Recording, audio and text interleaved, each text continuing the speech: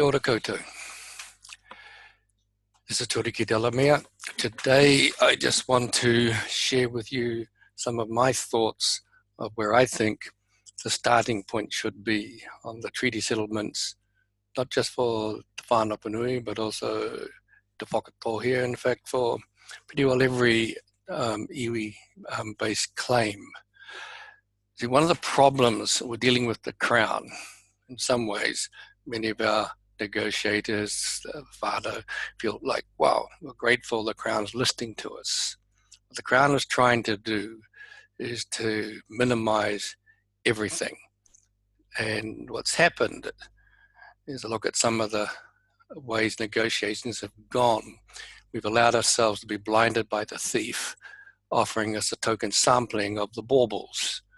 You know, sort of like in the stolen car analogy as an example.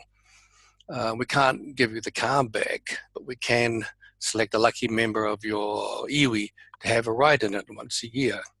When the new car needs tires, hey, look, we'll let you take away the old tires. You can keep them as mementos. And because, you know, the car needs an updated maintenance manual, we'll let you write a chapter on part of that manual. And for that,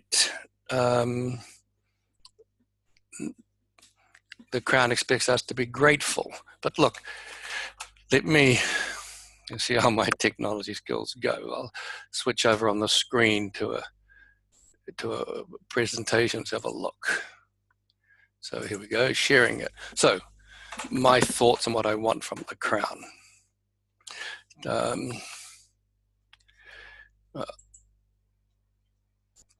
So prior to the finalisation of claims, whether it be by Te Whanau Apanui and Te Whakatō here, or any iwi for that matter, I believe a starting point should look at the members of the iwi.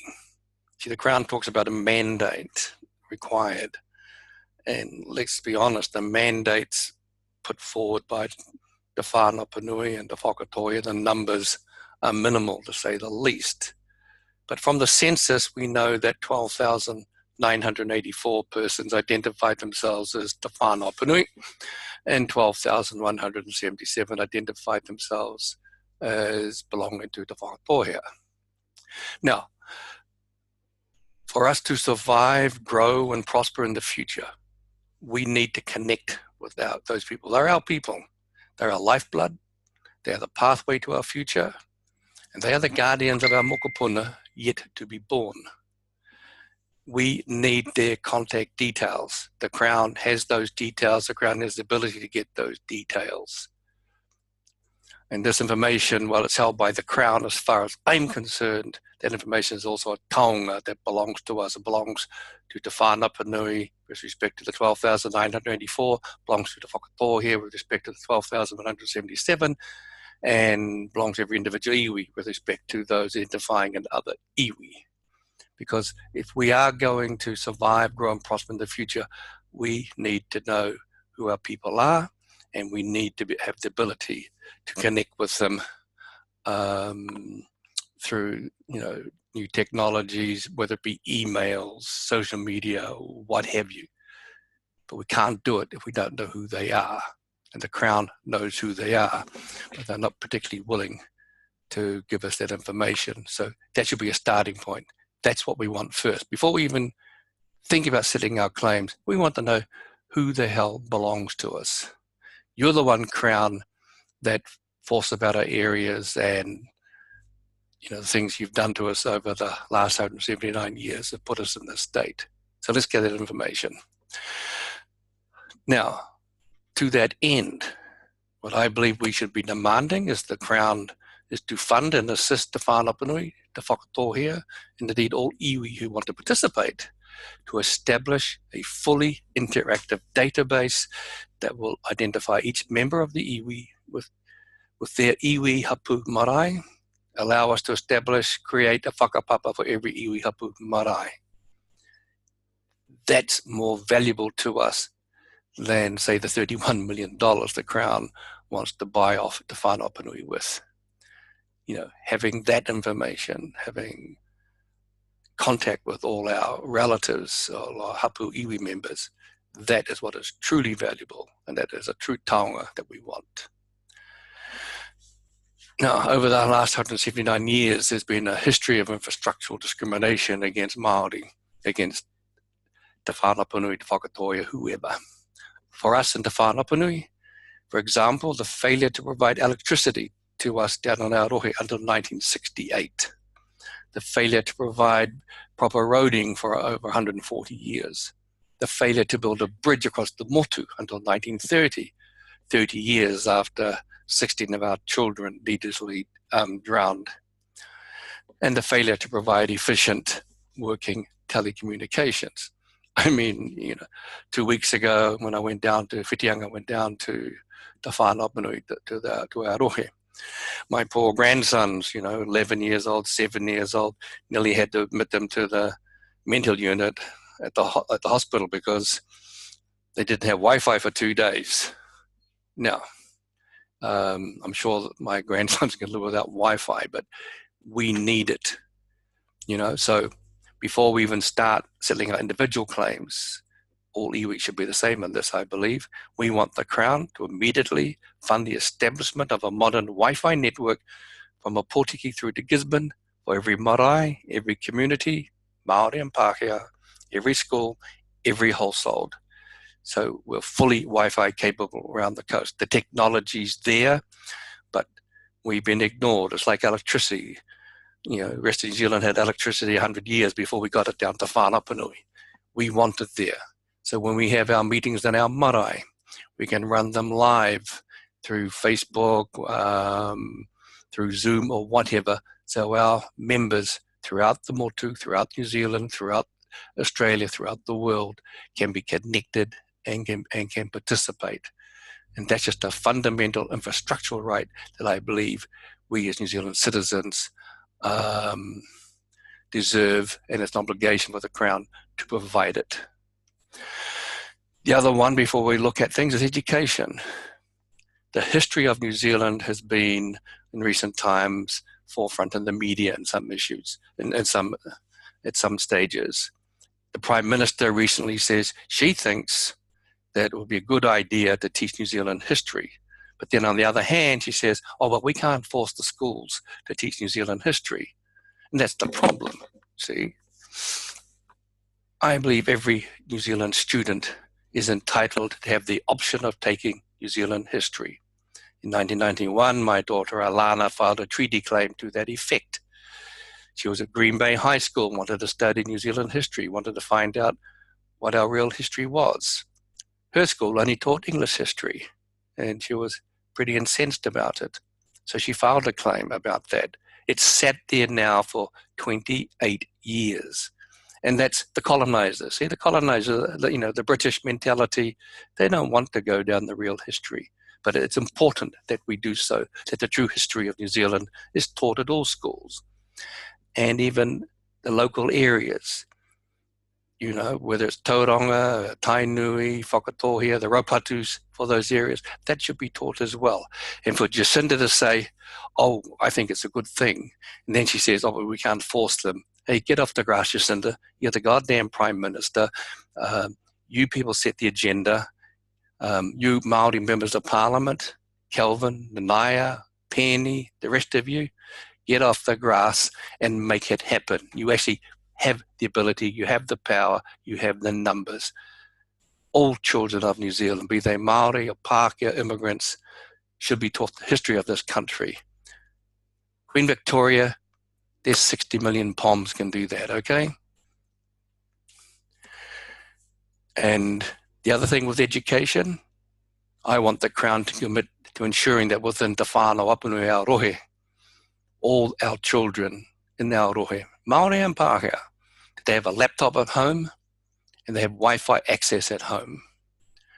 And the reason for that is because our future success depends on our kids having access to learning. And in today's environment, learning depends on access to information. The information is on the internet. The internet is accessed via Wi-Fi, and you need a laptop to access Wi-Fi. Now, most kids probably have it. My grandkids, not a problem. They all have their electronic toys, laptops, whatever. But see, there's a huge base out there, and especially with Māori, who can't afford it, so they miss out. So those kids, even from the age of 5, are already missing out, and their futures are somewhat limited because unlike other kids in the country, they don't have access to the learning that can be found on the internet, where kids can teach themselves on subjects. It's quite amazing what young kids learn that I've observed, even with my own grandkids. Some of the stuff they know is quite amazing. But that's because they're lucky. They have laptops. They have Wi-Fi access.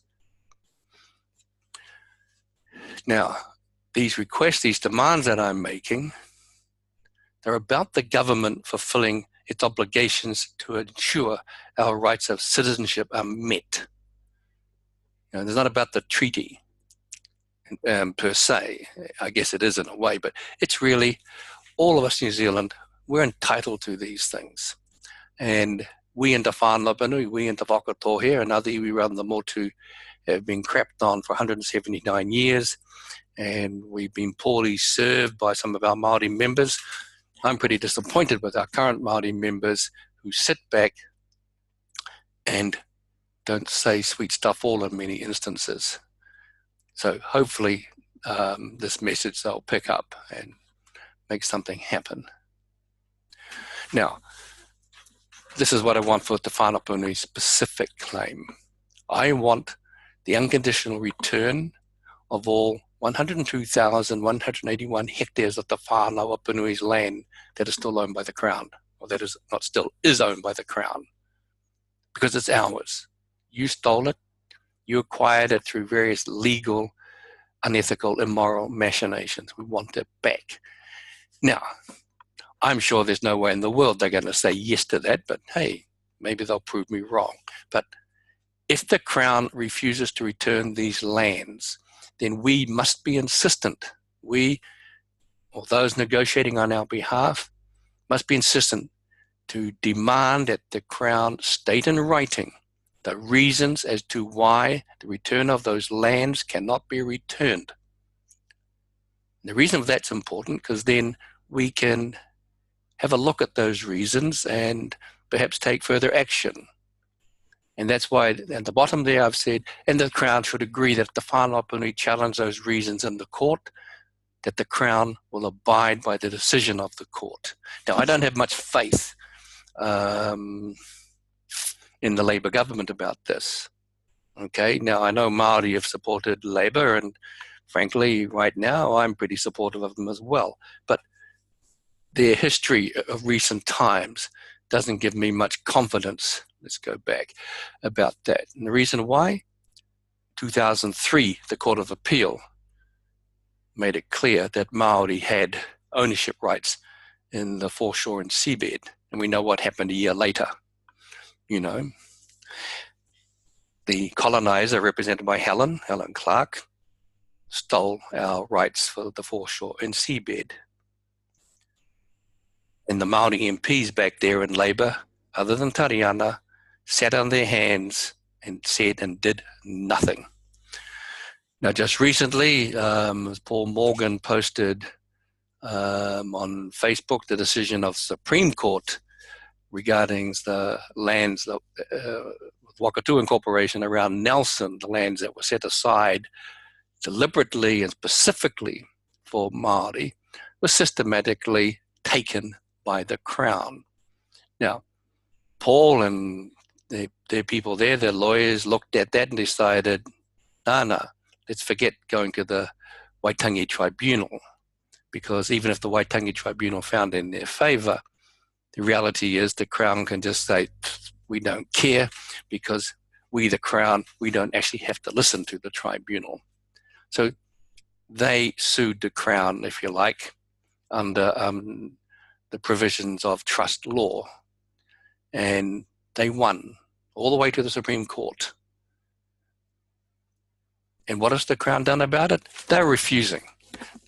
They are, Wakatu, they asked Wakatu, what do you want?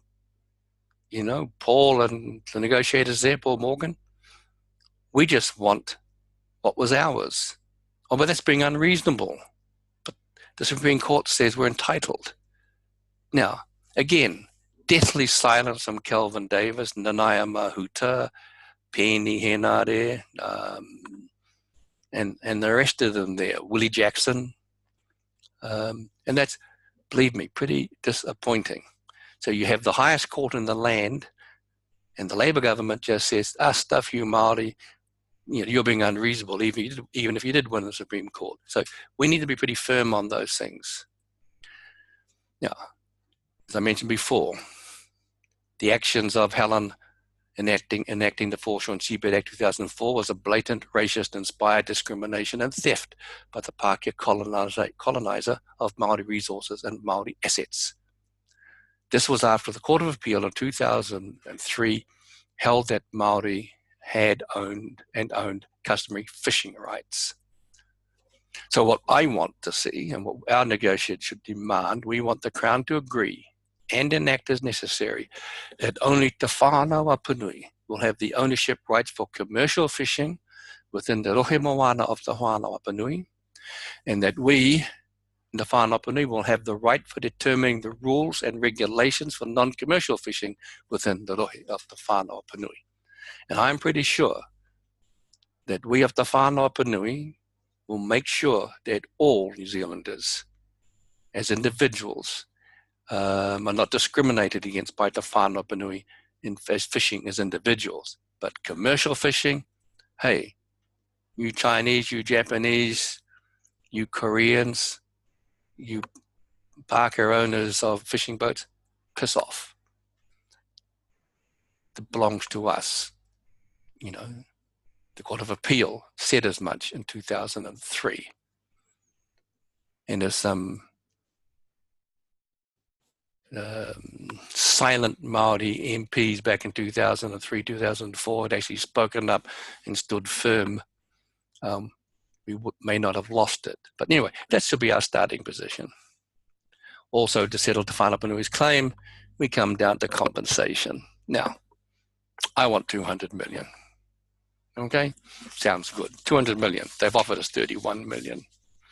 Why 200 million? Is that what it's worth? Is that what we deserve?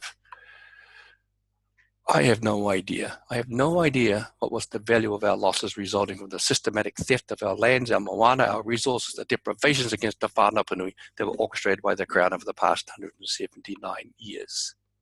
So why 200 million? Well, quite simple, really. Our government, this one past governments, they've been able to fund the New Zealand Symphony Orchestra more than $200 million since year 2000. I think we in Te Whanau Apanui are worth a hell of a lot more than the rights of New Zealand Symphony Orchestra to receive funding.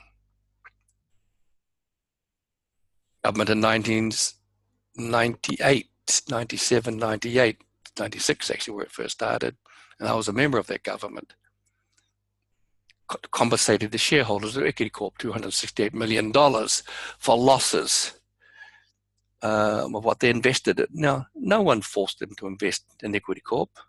No one forced them to trust that crook Alan Hawkins.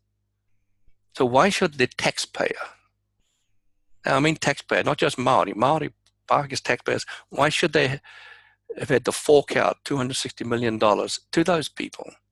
But it was good enough to give those people $268 million. It's good enough to give Te Whanau Apanui $200 million. And the same argument goes for South Canterbury Finance.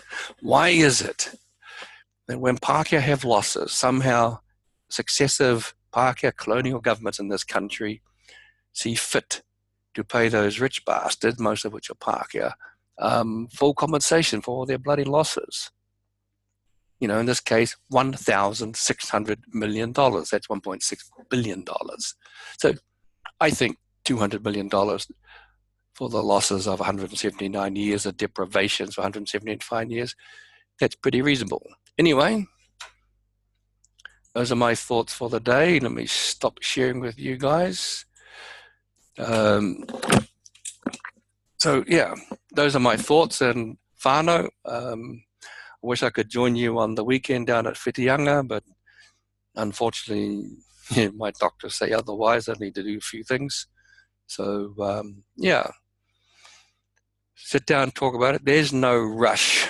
Don't let the government, the Crown, browbeat you into making a hasty settlement. So I said, $31 billion, that's nothing. I just read in the paper today, the Crown has now made sure, I think they've upped the figure for buying back all those automatic rifles, most of which are not owned by Māori, by the way. But we're going to compensate those guys because the poor buggers, they spend a lot of money on their killing machines, automatic rifles. We're going to pay over $200 million for it. Well, I don't mind if they pay $200 million for it, but they should get in line before iwi, before Te Whanau, before Te Whakatoa here. And so anyway, that's my kōrero for today. It is 4:19 right now on Thursday afternoon. Just one thing to sign off and show off. Go Tauranga Boys College, 106 runs not out. Kane Williamson, Purgo e Parago. We're a pretty good sports school down there at Tauranga Boys. Anyway, I'll have something to say about the whakatoa here process and the whakatoa here offer from the Crown, give you my thoughts and perhaps what should be done. Do that in a few days' time. So anyway, I got to learn how to turn this thing off. So ka kite anō.